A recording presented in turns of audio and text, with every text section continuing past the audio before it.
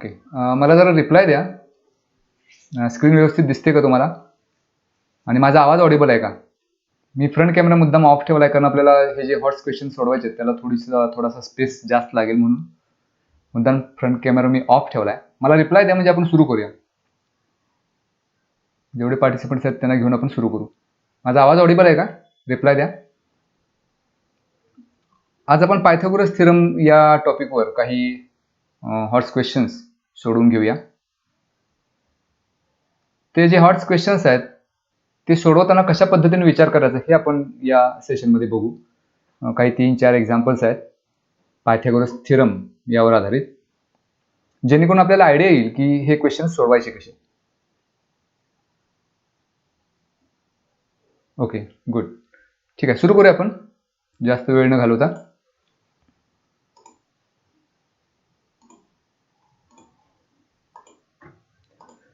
Okay, this is the first question which is based on the Pythagoras theorem. In this question it is given that this is the diagram given, triangle ABC is given over here, and in this triangle ABC, angle ABC is equal to 35 degree. So this angle ABC is of measure 135 degree, and from this we have to prove that AC square is equal to AB square plus BC square plus 4 into area of triangle ABC. So what we have to prove in this, side AC is involved, side AB is involved, side BC is involved. So all the three sides of triangle ABC are involved along with area of triangle ABC. म्हणजे area of triangle ABC चा सुद्धा त्याच्यामध्ये समावेश आहे. आता हे जर prove करायचं असेल तर आपल्याला थोडीशी ऍडजस्टमेंट करावी लागते. ज्या अर्थी इथं एरिया ऑफ ट्रायंगल दिलाय त्या अर्थी जर एरियाचा आपण फॉर्म्युला पाहिला, ट्रायंगलचा एरिया कसा काढतो आपण, तर 1/2 इंटू बेस इंटू हाईट. मग इथं हाईट असली पाहिजे, पण इथं हाईट तर दिलेली नाही. मग आपल्याला हाईट पहिल्यांदा काढावं लागेल. मग त्यासाठी एक कन्स्ट्रक्शन आपण अशी करून घेऊ की हा जो BC आहे तो रे BC पुढे एक्सटेंड करू, त्याच्यावर पॉईंट A मधून एक परपेंडिक्युलर काढून घेऊ, म्हणजे ही होईल कन्स्ट्रक्शन. मग ह्या परपेंडिक्युलरला नाव देऊया आपण AD. तर ही कन्स्ट्रक्शन झाली, म्हणजे AD ही हाईट झाली, BC हा बेस होईल, म्हणजे आपण ट्रायंगल ABC चा एरिया काढू शकतो. तर ही झाली construction. So we have to start with this. It is the construction is there. We have drawn segment AD perpendicular to side BC. तर ही झाली आपली कन्स्ट्रक्शन. आता अशा पद्धतीनं कन्स्ट्रक्शन केल्यामुळं आपण हे दोन अँगल्स विचारात घेऊया. Angle ABC and angle ABD. हे दोन्ही जे अँगल्स आहेत ते angles in linear pair. These two are angles in linear pair, त्यामुळे ते दोन्ही सप्लिमेंटरी असले पाहिजे. That means measure of angle ABC plus measure of angle ABD that is equal to 180 degree because these are angles in linear pair. आता ह्यापैकी एक angle ABC दिलाय आपल्याला 135. So if we replace here angle ABC by 135 degree plus measure of angle ABD as it is, that is equal to 180 degree. आता ह्यावरून आपल्याला angle ABD चं major मिळू शकतो. So measure of angle ABD is equal to, हे 135 आपण जर right hand साईडला घेते तर ते मायनस होतील. सो 180 मायनस 135 हे जर सबट्रॅक्शन आपण केली तर आपल्याला मिळणार आहे 45 degree. That means measure of angle ABD is 45 degree. आता डायग्राम मध्ये आपण पाहू ABD हा जो अँगल आहे तो 45 डिग्री मिळाला. आता ट्रायंगल ADB हा जो लहान ट्रायंगल आपल्याला दिसतोय, जो राईट अँगल ट्रायंगल आहे, त्याचा आपण विचार करूया. So in this triangle, in triangle ADB, which is a right angle triangle, in which angle ADB must be of measure 90 degree. कारण आपण ही कन्स्ट्रक्शन केली की AD हा BC ला परपेंडिक्युलर काढलाय, म्हणजे हा जो अँगल आहे तो 90 डिग्री असला पाहिजे. त्यानंतर आत्ताच आपण प्रूव्ह केलं की हा जो दुसरा अँगल आहे, अँगल ABD हा 45 डिग्री आहे. So measure of angle ABD is equal to 45. आता हा जो ट्रायंगल आहे ADB त्याच्यामध्ये एक अँगल 90 डिग्री आहे, दुसरा अँगल 45 आहे. मग हा जो तिसरा अँगल शिल्लक राहिला आहे तो तिसरा अँगल म्हणजे अँगल BAD. तो किती असला पाहिजे, तर तो असला पाहिजे 45 डिग्री. कारण हा जो ट्रायंगल आहे त्या ट्रायंगलच्या तिन्ही अँगलची सम 180 असली पाहिजे. त्यातले दोन अँगल्स, एक 90 आहे, एक 40 आहे, एक 45 आहे. याचा अर्थ तिसरा जो अँगल आहे तो 45 असला पाहिजे. म्हणजे या ट्रायंगल ADB मध्ये हे दोन अँगल्स कॉन्ग्रुएंट झाले. कोणते दोन angles? Angle ABD 45 degree, angle BAD is also 45 degree. आणि आपल्याला माहिती आहे की जर एखाद्या ट्रायंगलमध्ये दोन अँगल्स कॉन्ग्रुएंट असतील तर त्याच्या समोरच्या साइड सुद्धा कॉन्ग्रुएंट असतात. मग हा जो अँगल ABD आहे त्याच्या समोरची साइड AD आहे आणि अँगल BAD त्याच्या समोरची साइड BD आहे. म्हणजे या दोन साइड्स कॉन्ग्रुएंट असल्या पाहिजेत. That's why AD must be equal to DB. So will call this as equation number 1. हे आपल्याला पुढे लागणार त्यामुळे आपण याला इक्वेशन नंबर 1 म्हणूया. आणि याला रिझन काय? Because these are sides opposite to congruent angles. दोन अँगल्स कॉन्ग्रुएंट असतील तर त्याच्या समोरच्या साइड सुद्धा कॉन्ग्रुएंट असतात, म्हणून हे आपण लिहू शकलो. इथे रिझनिंग लिहित नाही मी, आपल्याला एक्सप्लेनेशन वरून लक्षात येईल. So AD is equal to DB. Will call this as equation number 1. आता हा जो सेम ट्रायंगल आहे ADB which is a right angle triangle. So in triangle ADB we can use the Pythagoras theorem by which we can write hypotenuse square is equal to side 1 square plus side 2 square. मग याच्यामध्ये hypotenuse आहे AB. So we should have AB square is equal to, remaining two sides are AD and DB. So we should write AD square plus BD square or DB square. आता ह्याला आपण म्हणूया equation number 2. आणि हे आपण कशावरून लिहिलं तर theorem of Pythagoras. Pythagoras theorem नुसार आपण हे लिहू शकलो. So in bracket we should have the reason. This is by Pythagoras theorem. Now again we have another right angle triangle, that is the bigger triangle ADC. This is also a right angle triangle. So in that triangle also, that is in triangle ADC, we can use a Pythagoras theorem. So for this triangle ADC, now the hypotenuse is AC. So we should write here AC square is equal to, remaining two sides are AD and DC. So we can write here AD square plus DC square.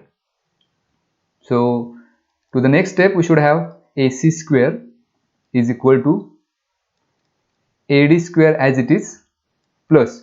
आता जे आपल्याला prove करायचं त्याच्यामध्ये left hand साईडला AC स्क्वेअरच आहे ते आपल्याला मिळाले. म्हणजे लेफ्ट हँड साईडला आपल्याला बदल काही करायचा नाही. जे काही बदल करायचे आहेत ते राईट हँड साईडला करायचे. तर अशा पद्धतीने आपण विचार करत जायचं की आपल्याला काय काय ऍडजस्टमेंट्स करावे लागतील जेणेकरून जे आपल्याला प्रूव्ह करायचं आहे ते मिळेल.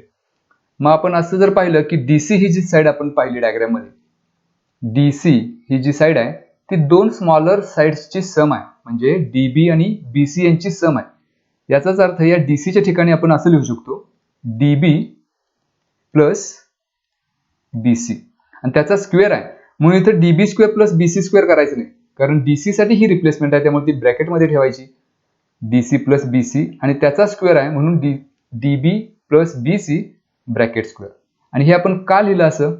Because D dash B dash C, because points D, B and C are collinear points. That's why we can write this. Now we have AD square plus. Now this bracket is in the form A plus B bracket square. So we have the expansion for A plus B bracket square, and the expansion is A square plus 2AB plus B square. So we have to use this expansion formula here. So the first term is DB. So we should make it square, DB square plus double the product of these two, that is 2 into DB into BC plus second term square. Second term is BC, so that's BC square. आता थोडेसे आणखी ऍडजस्टमेंट्स आपल्याला करावे लागतील. आता equation 1 जर आपण पाहिलं, इक्वेशन 2 जर आपण पाहिलं तर त्याच्यामध्ये आपल्याकडे AD square plus BD square याच्यासाठी सबस्टिट्यूशन आहे. So we should collect this AD square plus इथे DB स्क्वेअर आहे. मग AD स्क्वेअर प्लस BD म्हणजेच DB किंवा याला आपण रिनेम जर केलं तर DB म्हणजेच BD स्क्वेअर असं आपण लिहू शकतो plus 2 into DB is there. आता इथं DB साठी पुन्हा आपल्याकडे सबस्टिट्यूशन आहे. DB is equal to AD which we have proved in equation number 1. म्हणजे DB च्या ठिकाणी आपण AD असं लिहू शकतो. मग इथं DB च्या ठिकाणी लिहूया AD into BC ते आहे तसंच plus the last term BC square as it is. आता प्रश्न कदाचित तुम्हाला असा वाटेल की हे रिप्लेसमेंट का करायची, म्हणजे DB च्या ठिकाणी AD का लिहायचं. तर याचं साधं सिंपल उत्तर असं आहे की आपल्याला हे प्रूव्ह करायचं आहे. त्यासाठी हे आपण सगळे ॲडजस्टमेंट्स करतो. आता इथं AD square plus BD square आपल्याला मिळाला. So we have the substitution for that. From equation number 2 we have AD square plus BD square that is equal to AB square. म्हणजे या दोन्हीच्या ठिकाणी आपण लिहू शकतो AB स्क्वेअर, लेफ्ट हँड साईडला AC square as it is plus आता हे BC स्क्वेअर परत आपण लिहूया, पहिल्यांदा रिअरेंज करूया टर्म्स थोड्याशा. BC स्क्वेअर प्लस आणि आता ही जी मिडल टर्म आहे ती शेवटी लिहूया, म्हणजे 2 इंटू AD इंटू BC. आता जर आपण पाहिलं जे आपल्याला प्रूव्ह करायचं आहे त्याच्यामध्ये लेफ्ट हँड साईडला AC स्क्वेअर लागणार आहे ते आहे, राईट हँड साईडला AB square plus BC square ते सुद्धा मिळालेलं आहे. फक्त ही जी शेवटची टर्म आहे 2 इंटू AD इंटू BC त्याच्या ठिकाणी आपल्याला पाहिजे 4 into area of triangle ABC. आता आपण एवढाच विचार करायचा की ह्या ठिकाणी आपल्याला 4 into area of triangle ABC कसा आणता येईल. आता मग त्याच्यासाठी हे AB स्क्वेअर आहे तसं लिहूया प्लस BC स्क्वेअर ते सुद्धा आहे तसं लिहूया प्लस हे 2 आहे तसं इंटू. आता जर आपण पाहिलं की AD आणि BC हे ट्रायंगल ABC साठी काय आहे, ट्रायंगल ABC साठी BC हा बेस आहे आणि AD हा परपेंडिक्युलर आहे म्हणजे ती त्याची हाईट आहे. याचाच अर्थ इथं BC इंटू AD म्हणजेच हे जर आपण असं लिहू शकलो की 1/2 इंटू BC इंटू AD किंवा AD into BC both means the same, तर हा आपल्याला मिळणार आहे एरिया ऑफ ट्रायंगल ABC. पण आपण असं लिहू शकत नाही कारण 2 इथं आपण लिहून घेतलेला आहे, AD इंटू BC आहे आणि याला जर 1/2 न आपण मल्टिप्लाय केलं तर ते इलिमिनेट करण्यासाठी परत इथं आपल्याला 2 न मल्टिप्लाय करावं लागेल. म्हणजे आपण इथं काय केलं बघा, हे 2 आहे तसं इथे लिहून घेतलं, AD इंटू BC हे सुद्धा आहे तसं लिहून घेतलं, फक्त इथं ऍडजस्टमेंट काय केली 2 इंटू 1/2. आता 2 इंटू 1/2 जर आपण एकमेकाला इथं 2 न भाग घालवला तर पुन्हा 1च मिळणार आहे. म्हणजे आपण याच्यामध्ये काही बदल केलेले नाही, फक्त आपण हे रिअरेंज केले, वेगळ्या फॉर्म मध्ये लिहिले. आणि तो वेगळा फॉर्म का लिहिलाय आपण, कारण आपल्याला इथं एरिया ऑफ ट्रायंगल ABC पाहिजे म्हणून. आता हे पुढे जर आपण सोडवलं तर first term AB square as it is plus BC square as it is plus 2 into 2 हा प्रोडक्ट घेऊया. आता 2 इंटू 2 4 इंटू आता हे शिल्लक करायला बघा 1/2 इंटू BC इंटू AD. म्हणजेच ह्या ट्रायंगल ABCचा जो एरिया आहे, एरिया ऑफ ट्रायंगल ABC त्याचा फॉर्म्युला काय 1/2 into base into height. Base त्याचा BC आहे आणि त्यावर काढलेला परपेंडिक्युलर म्हणजे त्याची हाईट आणि BC वर काढलेला परपेंडिक्युलर म्हणजेच AD आहे, त्यामुळे AD हाईट झाली. याचा अर्थ 1/2 इंटू BC इंटू AD म्हणजेच काय तर एरिया ऑफ ट्रायंगल ABC. म्हणजे इथं 1/2 इंटू BC इंटू AD याच्या ठिकाणी लिहू शकतो आपण area of triangle ABC. On the left hand side AC square as it is. आता जर आपण पाहिलं हे equation AC square is equal to AB square plus BC square plus 4 into area of triangle ABC that is we wanted to prove. हेच आपल्याला prove करायचं होतं. तर अशा पद्धतीनं जे आपल्याकडं थिअरम आहेत किंवा ज्या ट्रायंगलच्या प्रॉपर्टीज आहेत, ट्रायंगलच्या अँगल्सच्या प्रॉपर्टीज आहेत, त्याचा उपयोग करून काही ॲडजस्टमेंट्स करून काही रिप्लेसमेंट करून आपण अशा पद्धतीचे प्रश्न सोडवू शकतो. तर हा एक क्वेश्चन आहे. अशा पद्धतीने आपण विचार करायचा, आपल्या नजरेसमोर नेहमी हे ठेवायचं की आपल्याला प्रूव्ह काय करायचं, मग आपल्याला याची उत्तरं मिळत जातील. आणखी एक प्रश्न आपण घेऊ. हा दुसरा क्वेश्चन आहे which is again based on the Pythagoras theorem. तर इथे एक डायग्राम दिलेली आहे where triangle PQR is given which is a right angle and it is right angled at Q. म्हणजे Q जवळ हा राईट अँगल्ड ट्रायंगल तयार होतो, म्हणजे अँगल Q हा 90 डिग्री आहे. Such that QR is equal to B. म्हणजे QR ची जी लेंथ आहे ती B आहे असं आपल्याला दिलंय. And small a is equal to area of triangle PQR. म्हणजे हा जो ट्रायंगल PQR आहे त्याचा एरिया स्मॉल a इतका आहे, ही माहिती आपल्याला दिलेली आहे. म्हणजे इथं सुद्धा एरिया इन्व्हॉल्व झालेला आहे. आणि याच्यामध्ये आणखी एक माहिती अशी दिली if QN is perpendicular to PR. म्हणजे QN हा जर आपण PR वर परपेंडिक्युलर टाकलेला आहे, ही माहिती आपल्याला दिली. Then show that Qn is equal to 2ab divided by under root b raise to 4 plus 4a square. मग आता आपण ह्या प्रश्नाचं उत्तर मिळवायला Qn is equal to something हे आपल्याला प्रूव्ह करायचं आहे. आणि Qn हा काय आहे तर या हायपोटेनसवर काढलेला परपेंडिक्युलर आहे. मग इथं ज्या अर्थी एरिया आपल्याला दिला आहे, एरिया ऑफ ट्रायंगल PQR, त्याच्यासाठी एक व्हेरिएबल दिले, म्हणजे याच्यामध्ये area of triangle PQR involved असणारच आहे. मग आपण तिथून सुरुवात करूया. So area of triangle PQR काय असेल? एरिया ऑफ ट्रायंगल PQR आपल्याला माहिती आहे की area of any triangle is equal to 1/2 into base into height. मग इथं ह्या ट्रायंगल PQR साठी जर आपण QR हा बेस घेतला समजा, तर आपला फॉर्म्युला होईल 1/2 इंटू QR हा बेस झाला इंटू हाईट म्हणजे काय? या बेसवर काढलेला परपेंडिक्युलर. मग ह्या QR वर परपेंडिक्युलर कोणता आहे तर PQ, त्यामुळे PQ ही त्याची होईल height. So area of triangle PQR is equal to 1/2 into QR into PQ. हे आपल्याला फॉर्म्युला मिळेल. आता ह्याच्यामध्ये ज्या काही व्हॅल्यूज दिल्यात त्या रिप्लेस करूया. एरिया ऑफ ट्रायंगल PQR साठी अक्षर दिलंय A, ते इथं ठेवूया, is equal to 1/2 as it is into QR साठी सुद्धा अक्षर दिलेला आहे B, त्यामुळे इथं लिहूया B इंटू PQ. म्हणजे इथं PQ साठी आपल्याला रिप्लेसमेंट मिळेल. ह्या उरलेल्या ज्या दोन टर्म्स आहेत त्या लेफ्ट हँड साईडला घेऊया. म्हणजे 1/2 आहे, 2 ह्या बाजूला घेतले तर न्यूमरेटरला जातील, म्हणजे 2a होतील. आणि B हे न्यूमरेटरला आहे, त्यामुळे ते जर उजव्या बाजूला घेतले तर ते जाईल डिनॉमिनेटरला.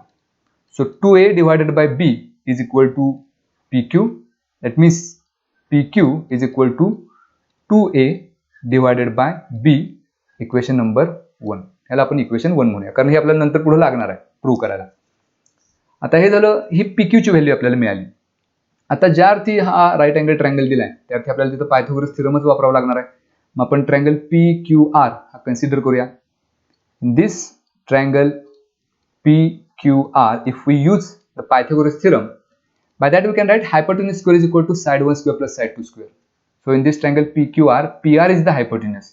So we should write here PR square is equal to remaining two sides are PQ. So PQ square एक side झाली plus QR square plus QR square, and this is by Pythagoras theorem. आता ह्याच्यामध्ये सुद्धा काही ठिकाणी आपल्याला replacement करावे लागतील. We have just found the value of PQ. PQ ची व्हॅल्यू आपण काढलेली इथं 2a डिवायडेड बाय B, ती इथं ठेवूया. Instead of PQ we can write 2a divided by B, त्याचा स्क्वेअर आहे, that's why bracket square plus QR square as it is. किंवा QR ची ठिकाणी सुद्धा आपल्याकडे रिप्लेसमेंट आहे बघा. QR ची व्हॅल्यू दिलेली आहे B, त्यामुळे QR स्क्वेअर त्या ठिकाणी आपण लिहू शकतो B square.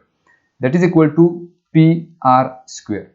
If we simplify this, ह्या ब्रॅकेट मधल्या दोन्ही टर्म्सचा स्क्वेअर करूया.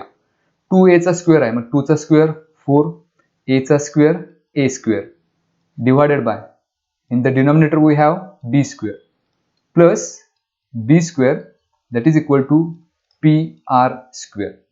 आता हे जर सिम्प्लिफाय केलं आपण, इथं b स्क्वेअरचा डिनॉमिनेटर काय नाही म्हणजे 1 आहे, हे आपल्याला क्रॉस मल्टिप्लाय करावं लागेल.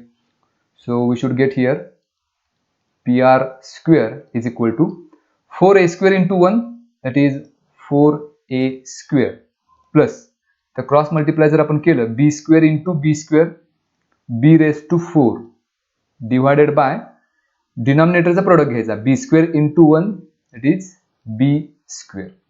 आता हे जर आपण पाहिलं तर आपल्याला जे प्रूव्ह करायचं आहे त्याच्यामधला हा भाग मिळाला बघा, b raised to 4 plus 4a square हा मिळालेला आहे. तर आपण थोडंसं उत्तराच्या जवळ आलेलो आहोत. मग आता इथं PR आपल्याला जो PR स्क्वेअर आपल्याला मिळाला आहे, त्या PR स्क्वेअरच्या ठिकाणी PR ची व्हॅल्यू पाहिजे. So if we have to square root, if we take square root on both the sides, PR स्क्वेअरचा स्क्वेअर रूट होईल PR इज इक्वल टू.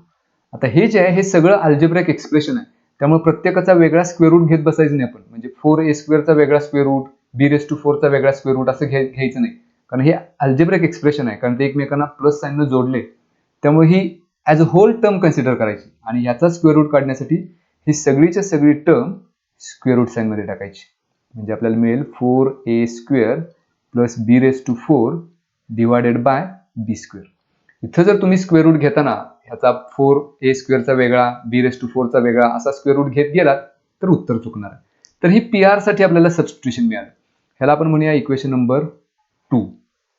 आता सगळ्यात शेवटी जे पाहिजे आपल्याला जे प्रूव्ह करायचं आहे त्याच्यामध्ये क्यूएन आपल्याला लागणार आहे.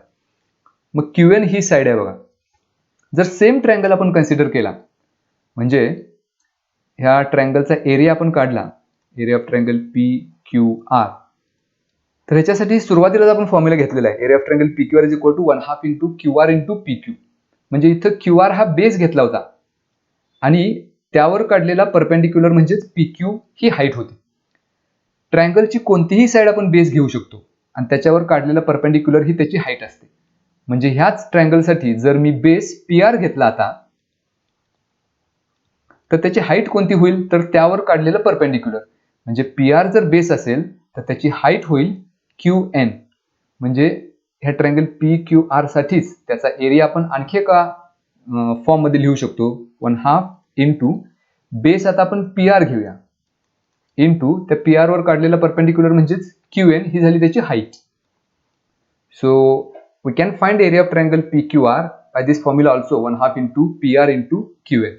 आधी आपण Q R into P Q घेतला होता कारण त्यावेळेला क्यू आर बेस होता म्हणून पी क्यू हाईट झाली होती. आता पी आर बेस घेतलाय म्हणून क्यू एन ही त्याची हाईट झाली. आता area of triangle P Q R ह्याच्यासाठी आपल्याकडे सबस्टिट्यूशन आहे. Area of triangle P Q R म्हणजेच ए, ते ए इथं लिहूया is equal to 1/2 into P R साठी सुद्धा आपल्याकडे सबस्टिट्यूशन आहे. इथं सबस्टिट्यूशन आहे ते आपण इथं लिहून घेऊया, under root 4a square plus b raise to 4 divided by b square into Q N. आपल्याला क्यू एन ची व्हॅल्यू काढायची आहे त्यामुळे क्यू एन राईट हँड साईडलाच ठेवूया आणि उरलेली सगळ्या टर्म्स ह्या बाजूला घेऊया. 1/2 लेफ्ट हँड साईडला घेतलं तर न्यूमरेटरला जातील म्हणजे 2a मिळतील आणि ही जी सगळी टर्म आहे ती सुद्धा लेफ्ट हँड साईडला घेतली तर डिनॉमिनेटरला जाईल. म्हणजे डिनॉमिनेटरला आपण लिहू शकतो under root 4a square plus b raise to 4 divided by b square that is equal to Q N. आता 2a न्यूमरेटर आहे तसंच लिहूया डिवायडेड बाय हे आपण वेगळं करू शकतो म्हणजे under root 4a square plus b raise to 4 असं लिहू शकतो डिवायडेड बाय हा जो b स्क्वेअर आहे तो स्क्वेअर रूट साइनच्या बाहेर घेऊ त्यामुळे हा स्क्वेअर रूट आणि हा स्क्वेअर एकमेकाला निघून जाईल त्यामुळे b स्क्वेअर स्क्वेअर रूट साइनच्या बाहेर निघताना फक्त b निघेल that is equal to Q N. आता न्यूमरेटर मध्ये ही जी सगळी टर्म आहे under root 4a square plus b raise to 4 divided by b ह्यातला फक्त b जर आपण 2a च्या सोबत घेतला म्हणजे मुख्य न्यूमरेटरला घेतला तर हे b डिनॉमिनेटरला आहेत, वर घेतल्यानंतर ते न्यूमरेटरला जातील म्हणजेच हा इथला b निघून जाईल आणि तो आपण इथं इंटू फॉर्म मध्ये लिहू शकतो 2a into b divided by 4a square plus b raise to 4 that is equal to Q n. आणि हेच आपल्याला प्रूव्ह करायचं होतं. Q n is equal to 2a into b divided by b raise to 4 plus 4a square म्हणजेच under root 4a square plus b raise to 4. So that is we wanted to prove आणि हे आपण या पद्धतीने prove केले. म्हणजे ह्याच्यामध्ये सुद्धा बेसिक काय वापरले आपण फक्त दोन फॉर्म्युले वापरले basic, area of triangle P Q R आणि पायथागोरस थिअरम. फक्त area of triangle P Q R हे बरेचदा आपल्याला असं वाटतं की एखाद्या ट्रायंगलमध्ये एखादा जर बेस असेल तर हाईट आणि बेस हे फिक्स असतात. तसं नाही, आपण हाईट आणि बेस वेगवेगळे सुद्धा घेऊ शकतो. एखाद्या ट्रायंगलची कोणतीही साईड आपण बेस घेऊ शकतो आणि हाईट कोणती तर त्या बेसवर काढलेली परपेंडिक्युलर म्हणजे हाईट. म्हणजे त्याला जोडूनच थोडक्यात एक कन्सेप्ट मी सांगतो की समजा हा जर ट्रायंगल असेल, समजा याला आपण नाव देऊया ट्रायंगल ABC, तर BC हा जर बेस घेतला आपण आणि ह्याच्यावर जर अशी AD ही परपेंडिक्युलर काढली असेल तर ह्या ट्रायंगलसाठी BC हा बेस झाला आपला आणि AD ही झाली त्याची हाईट. म्हणजे एका ट्रायंगलची एकच बेस आणि एकच हाईट असं नसतं. म्हणजे ह्याला आपण असंही करू शकतो, समजा ह्या ट्रायंगलची आपण AC हा बेस घेतला तर कोणतीही साईड ट्रायंगलची आपण बेस घेऊ शकतो. तर याची हाईट कोणती तर पॉइंट B मधून म्हणजे त्याच्या समोरच्या व्हर्टेक्स मधून काढलेला परपेंडिक्युलर ही झाली त्याची हाईट. म्हणजे AC जर बेस असेल तर त्याची हाईट होईल BD. तर ही एक कन्सेप्ट आपल्याला समजून घ्यावी लागेल की एखाद्या ट्रायंगलच्या बाबतीत जो असा उभा ट्रायंगल दिला असेल तर त्याची हीच हाईट असली पाहिजे असं, हाच बेस असला पाहिजे असं नाही. त्या ट्रायंगलची कोणतीही साईड आपण बेस घेऊ शकतो. मग हाईट म्हणजे काय, तर त्या बेसच्या समोरच्या व्हर्टेक्स मधून त्यावर काढलेलं परपेंडिक्युलर म्हणजे त्याची हाईट. तर इथं ही कन्सेप्ट जर आपल्याला माहिती असेल, ही क्लिअर असेल, तर हे एक्झाम्पल आपल्याला लगेच समजून जाईल. आणखी एक एक्झाम्पल पाहू आपण. सो दिस इज अगेन, आता ह्याच्यावर हा जो क्वेश्चन आहे तो थोडासा सिमिलॅरिटी या टॉपिकशी संबंधित आहे. काय दिले पहा, in quadrilateral ABCD side BC is parallel to side AD. BC आणि AD ह्या दोन साइड्स पॅरलल दिलेल्या आहेत. Side BD intersect at point Q. BD ही जी साइड आहे आणि AC हे एकमेकांना Q मध्ये इंटरसेक्ट करतात. If AQ is equal to 1/3 AC, म्हणजे AQ हा पूर्ण AC च्या 1/3 असेल, तर then show that DQ is equal to half of BQ. We have to show that DQ must be half of BQ. म्हणजे BQ जर 4 असेल तर DQ 2 असेल, हे आपल्याला प्रूव्ह करायचं आहे. आता इथं जे दिलंय, ज्या अर्थी ह्या दोन साइड्स पॅरलल दिलेत, BC पॅरलल टू AD, तर ह्या पॅरलल ज्या लाईन्स आहेत आणि त्याचा इंटरसेक्शन जो आहे किंवा ट्रान्सव्हर्सल आहे त्याचा आपल्याला इथे उपयोग करायचा आहे. So it is given that AQ is equal to 1/3 AC. तिथून आपण सुरुवात करूया. It's given, that is we have AQ is equal to 1/3 into AC. जर 3 मी या बाजूला घेतले तर ते न्यूमरेटरला जातील, म्हणजे 3 into AQ होईल. That is equal to AC. आता ह्यामध्ये AC पहा, हा जो डायगोनल आहे तो AC दोन लहान सेगमेंटची सम आहे, म्हणजे AQ आणि QC यांची सम म्हणजेच AC आहे. म्हणजे instead of AC we can write AQ plus QC that is equal to on the left hand side 3AQ as it is. आता प्रश्न असा कदाचित येईल तुम्हाला की इथं असं का लिहिलं, ACच्या ठिकाणी AQ प्लस QC का लिहिलं. तर आपण लेफ्ट हँड साइडला आपल्याकडे AQ आहे, मग इथं सुद्धा ACच्या ठिकाणी AQ प्लस QC जर लिहिलं आपण तर पुन्हा AQ मिळतं. आणि हे AQ जर आता लेफ्ट हँड साइडला आपण घेतलं तर आपल्याला काय मिळेल, 3AQ on the left hand side as it is. If you take plus AQ to the left hand side it will become minus AQ that is equal to QC. मग 3AQ minus 1AQ that is 2AQ मिळेल, that is equal to QC.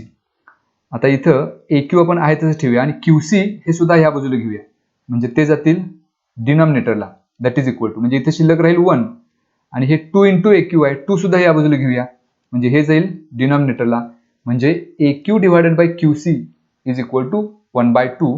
ह्याला आपण म्हणूया equation number 1. आणि हे मिळवण्यासाठी आपण हे सगळी ऍडजस्टमेंट केली. आता हे आपण का मिळवलं, तर पुढे आपल्याला लागणार आहे म्हणून. आता पहा, हे जे आपल्याला प्रूव्ह करायचं आहे त्याच्यामध्ये कोणत्या दोन साइड्स आहेत, तर DQ आणि BQ. मग DQ ही साइड आणि BQ ही साइड, आणि जे आता आपण प्रूव्ह केलं AQ आणि QC ह्या दोन साइड्स, ह्या कोणत्या दोन ट्रायंगल्सच्या आहेत, तर ह्या दोन ट्रायंगल्सच्या त्या साइड आहेत. म्हणजे हा जो ट्रायंगल आपल्याला मिळाला AQD आणि CQD, ह्या दोन ट्रायंगल्सच्या त्या साइड्स आहेत. एक विचारलेली किंमत आणि एक आपण काढलेली आहे 1 मध्ये, त्यामुळे हे दोन ट्रायंगल्स आपल्याला सिमिलर दाखवता येतात का, असा आपण विचार करायचा. आपण ह्या प्रश्नाचं उत्तर मिळवत नाही आहोत, आपण ह्या प्रश्नाचं उत्तर मिळवण्यासाठी कसा विचार करतोय हे मला जास्त सांगायचं तुम्हाला. त्यामुळे अशा पद्धतीने विचार करा. हाच प्रश्न परीक्षेत येईल असं नाही, याच्यासारखा कोणताही प्रश्न आला तरी सुद्धा या पद्धतीने जर आपण विचार केला तर आपल्याला असे अनेक प्रश्न आपण सोडवू शकतो. मग हे दोन ट्रायंगल आपण पहिल्यांदा कन्सिडर करूया. In triangle AQD and triangle CQB. इथं मात्र हे दोन ट्रायंगल्स घेताना ह्यांचा जो करस्पॉन्डन्स आहे तो असाच घेतला पाहिजे आपण, AQD आणि CQB, तरच ते दोन ट्रायंगल सिमिलर असू शकतील. कारण ह्या करस्पॉन्डन्स साठीच ते दोन ट्रायंगल सिमिलर असू शकतात, म्हणून करस्पॉन्डन्स चुकायचं नाही. आता ह्याच्यामध्ये दोन अँगल्स, हे जे दोन अँगल्स आपल्याला मिळतात AQD आणि CQB, हे व्हर्टिकली अपोजिट अँगल्स आहेत. So they must be congruent because we know that vertically opposite angles are congruent. So we got here the pair of first corresponding angles, angle AQ CQD is congruent to angle CQB. And why is this? Because these are vertically opposite angles. हे reasoning फार महत्वाचं आहे. परीक्षेमध्ये हे फक्त एवढं लिहून चालणार नाही, AQD कॉन्ग्रुएंट टू CQB. तर ते का, याचं रिझनिंग सुद्धा आपण ब्रॅकेटमध्ये लिहावं लागतं, तरच ते लॉजिकली आपल्याला प्रूव्ह करता येतं. आता आणखी एक पेअर आपल्याला शोधावी लागेल. ते जर आपण शोधू शकलो तर हे दोन ट्रायंगल्स ए टेस्टनं सिमिलर असू शकतात. आता ते दोन अँगल्स कोणते? तर हा एक अँगल आपण घेऊया DQA आणि BCQ. हे दोन अँगल्स याचं जर आपण ऑब्झर्वेशन केलं तर हे दोन अँगल्स एकमेकांचे अल्टरनेट अँगल्स आहेत. Because it is given that side BC is parallel to side AD. ह्या दोन साइड्स पॅरलल आहेत आणि जर AC ही त्यांची ट्रान्सव्हर्सल असेल तर हे जे दोन अँगल्स आपल्याला मिळालेत DAQ आणि BCQ हे अल्टरनेट अँगल्स आहेत. So they must be congruent. That's why we have here angle DQA must be congruent to angle BCQ and the reason is alternate angles.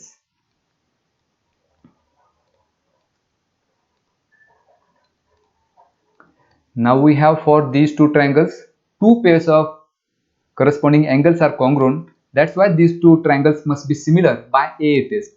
Therefore, triangle AQD must be similar to triangle CQB and this is by AA test. तर ही taste आपण ब्रॅकेटमध्ये लिहूया. आपल्याला माहिती आहे की जर दोन triangles similar असतील तर त्यांच्या करस्पॉन्डिंग साइड्स प्रपोर्शन मध्ये असतात. So if two triangles are similar, corresponding sides are in proportion and corresponding angles are congruent. आपल्याला साइड्स पाहिजे तिथं. मग आता आपण पाहायचं की इक्वेशन 1 मध्ये आपण काय प्रूव्ह केले, AQ पाहिजे आपल्याला. AQ आपण घेतलेली साइड. मग ह्या ट्रायंगल मध्ये AQ ही साइड घेऊया. मग AQ साइड घ्यायला पहिला आणि दुसरा व्हर्टेक्स घ्यावा लागतो. So we should have here AQ. त्याची करस्पॉन्डिंग साइड कोणती होईल?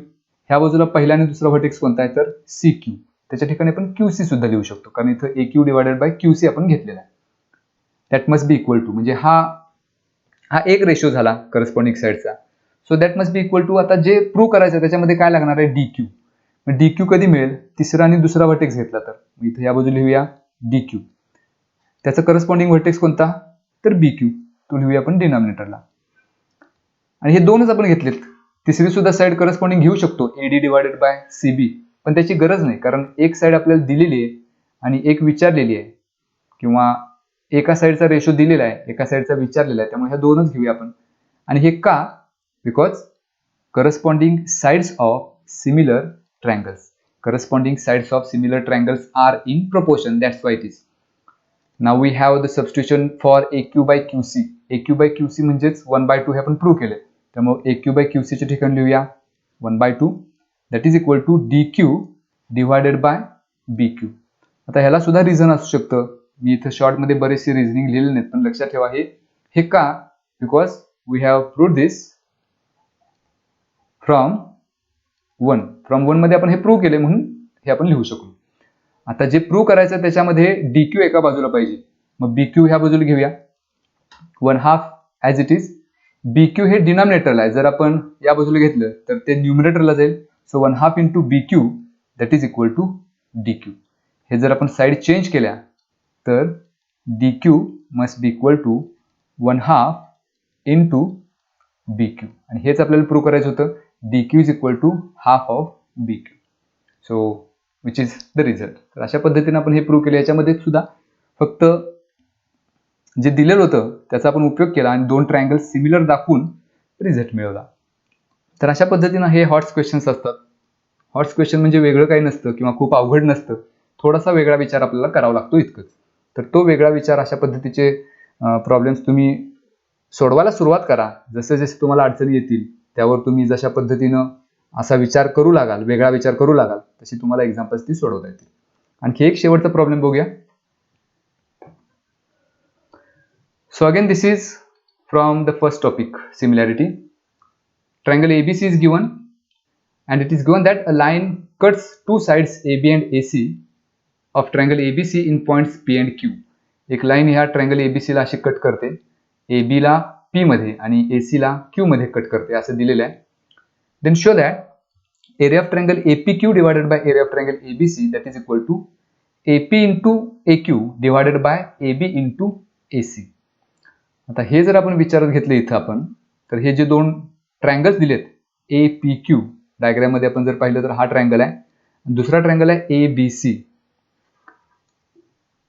तर याच्यामध्ये कोणती साइड कोणता बेस किंवा हाईट कॉमन आहे का, ती प्रॉपर्टी वापरू शकतो का, असा आपण विचार करायचा. पण तसं जर आपण पाहिलं तर जे राईट हँड साईडला आहे तिथं दोन रेशो मिळेल बघा. AP डिवायडेड बाय AB हा एक रेशो आहे आणि AQ डिवायडेड बाय AC हा दुसरा रेशो आहे. मग हे दोन रेशो कधी मिळतील आपल्याला ते बघूया. AP म्हणजे ही साइड आणि AB, त्यानंतर AQ म्हणजे ही साइड आणि AC. म्हणजे इथं दोन ट्रायंगल्स आपल्याला विचारात घ्यावे लागतील प्रत्येक वेळेला. आपण आता इथं दोन ट्रायंगल्स असे विचारात घेऊया. पहिला एरिया ऑफ ट्रायंगल APQ जो आपल्याला इथं लागणारच आहे डिवायडेड बाय दुसरा ट्रायंगल आपण असं घेऊया ABQ हा ट्रायंगल घेऊया. Area of triangle ABQ. आता हाच ट्रायंगल विचारात का घेतला हे आपण पाहूया. याचं एक्सप्लेनेशन थोडंसं की एरिया ऑफ ट्रायंगल हा ट्रायंगल APQ आणि ट्रायंगल ABQ यांचं आपण निरीक्षण केलं तर यांची हाईट सेम आहे. म्हणजे AP जर बेस घेतला तर Q मधून अशा पद्धतीने जर परपेंडिक्युलर काढला तर ती झाली त्याची हाईट. त्याच पद्धतीनं ट्रायंगल ABQ साठी सुद्धा AB जर बेस घेतला तर हाईट तीच होणार आहे. म्हणजे या दोन्ही ट्रायंगल्ससाठी हाईट सेम झाली. आणि आपल्याला माहिती आहे की जर दोन ट्रायंगल्स आपल्याला दिले असतील आणि त्यांची हाईट सेम असेल तर त्यांच्या एरियाचा रेशो कशावर अवलंबून असतो, तर त्यांच्या करस्पॉन्डिंग बेसेसवर. मग फॉर ट्रायंगल APQ बेस आहे AP, so in the numerator we should have AP divided by for triangle ABQ base आहे AB, त्यामुळं डिनॉमिनेटरला येईल AB. आणि हे का, because these are triangles with equal heights or same height. Equal heights. We will call this as equation number 1. In the same way, आता दुसऱ्या बाजूला सुद्धा अशाच पद्धतीने आपण विचार करूया की दोन ट्रायंगल्स आपल्याला घ्यायचे आहेत. ट्रायंगल APQ इथे सुद्धा घेऊया. Now we have another pair of triangles. Area of triangle APQ divided bye त्याचा करस्पॉन्डिंग हा ट्रायंगल APQ एक ट्रायंगल घेतला समजा. एक minute, area of triangle APQ divided bye ABC घेतलाय, sorry APQ divided bye ABQ घेतलाय. हा न्यूमरेटरला डिनॉमिनेटरला जो एरिया ऑफ ट्रायंगल ABQ घेतलाय आपण तो न्यूमरेटरला आला पाहिजे. म्हणजे आता एरिया ऑफ ट्रायंगल APQ घेऊन चालणार नाही, तर इथं आपल्याला घ्यावं लागेल एरिया ऑफ ट्रायंगल ABQ. आता ABQ का घेतला, म्हणजे पहिल्या इक्वेशन मध्ये जो डिनॉमिनेटरला आहे तोच दुसऱ्याच्या न्यूमरेटरला का घेतला ते नंतर तुमच्या लक्षात येईल. पण आपण हा जर ट्रायंगल घेतला आणि ह्याचा ratio area of triangle ABC शी घेऊया आपण. आता ABCच का, कारण जे प्रूव्ह करायचं आहे त्याच्यामध्ये डिनॉमिनेटरला ABC आहे म्हणून. आता हे दोन ट्रायंगल्स डायग्राम मध्ये बघा. हा ट्रायंगल आपल्याला मिळाला आहे ABQ. हा पहिला ट्रायंगल आपण न्यूमरेटरला घेतलाय आणि डिनॉमिनेटरला घेतलाय आपण ABC. हा दुसरा ट्रायंगल घेतलाय. तर ह्या दोन ट्रायंगलसाठी सुद्धा जर आपण विचार केला तर ह्यांच्यासाठी सुद्धा हाईट सेम आहे. म्हणजे ट्रायंगल ABQ साठी अशा पद्धतीने जर आपण हाईट काढून घेतली, परपेंडिक्युलर काढला बेसवर, तर ABC साठी सुद्धा जर AC बेस असेल तर तीच त्याची हाईट होईल. म्हणजे ह्या दोन ट्रायंगल साठी सुद्धा हाईट सेम आहे. म्हणजेच यांचा जो एरिया आहे त्या एरियाचा रेशो पुन्हा एकदा त्यांच्या करस्पॉन्डिंग बेसिसवर अवलंबून असणार आहे. मग यांचे करस्पॉन्डिंग बेसिस काय होतील? For triangle ABQ base would be AQ. ABQ साठी AQ हा बेस होईल कारण B मधून आपण परपेंडिक्युलर काढणार आहे, म्हणजे इथं होईल AQ divided by for triangle ABC AC would be the base, कारण इथूनच आपण त्याच्यावर परपेंडिक्युलर काढणार आहोत म्हणून AC. Reason is same, triangles with equal heights. आपण याला म्हणूया आता इक्वेशन नंबर 2. आता इक्वेशन 1 आणि 2 यांचं कंपॅरिझन जर केलं तर पहिल्या इक्वेशनमध्ये लेफ्ट हँड साईडला जो डिनॉमिनेटर आहे तो दुसऱ्या इक्वेशनच्या लेफ्ट हँड साईडच्या न्यूमरेटरमध्ये. मग ह्या दोन्हीचा जर आपण प्रोडक्ट घेतला तर ते डिनॉमिनेटर आणि न्यूमरेटर एकमेकांना निघून जातील, म्हणून या दोन्हीचं प्रोडक्ट घेऊया. मग लेफ्ट हँड साईडनं मल्टिप्लाय करायचं इक्वेशन 1 आणि 2 च्या. So the left hand side of equation 1 is area of triangle APQ divided by area of triangle ABQ into second equation ची लेफ्ट हँड साइड आहे area of triangle ABQ divided by area of triangle ABC that must be equal to equation 1 ची right hand side AP divided by AB into 2 ची right hand side AQ divided by AC.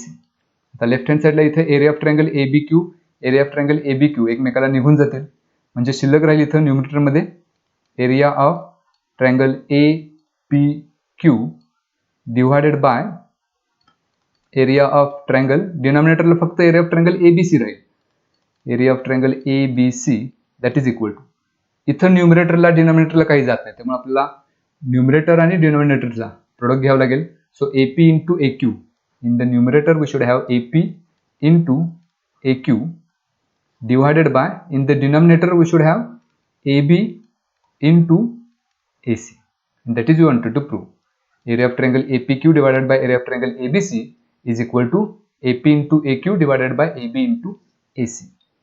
त्यामुळे सुरुवातीला आपल्याला हा problem थोडासा अवघड वाटला असेल, हॉट्स वाटला असेल, पण याच्यामध्ये काय होतं, फक्त दोन ट्रायंगल्स आपल्याला घ्यायचे होते, त्यांचा एरियाचा रेशो घ्यायचा होता आणि एक प्रॉपर्टी फक्त वापरायची होती. तर ते जर आपण व्यवस्थित केलं तर हॉट्स क्वेश्चन म्हणजे खूप अवघड काही नसतात, फक्त आपल्याला थोडासा वेगळा विचार करता आला पाहिजे. तर हे काही क्वेश्चन होते, हेच प्रश्न परीक्षेला येतील असं नाही. आपल्याला काय करायचं तर अशा पद्धतीच्या प्रश्नांचा सराव व्यवस्थितपणे करायचा आहे. अशा पद्धतीचे जास्तीत जास्त प्रश्न सोडवा, म्हणजे तुम्हाला आयडिया येईल की कशा पद्धतीनं अशा प्रॉब्लेम्स आपण टॅकल करू शकतो. ठीक आहे, आपण सेशन इथं थांबवतोय. पुढच्या आणखी एखाद्या सेशनमध्ये अशाच पद्धतीनं एखादा कन्सेप्ट घेऊन किंवा एखाद्या टॉपिकची रिव्हिजन घेऊन आपण येऊया. थँक्यू.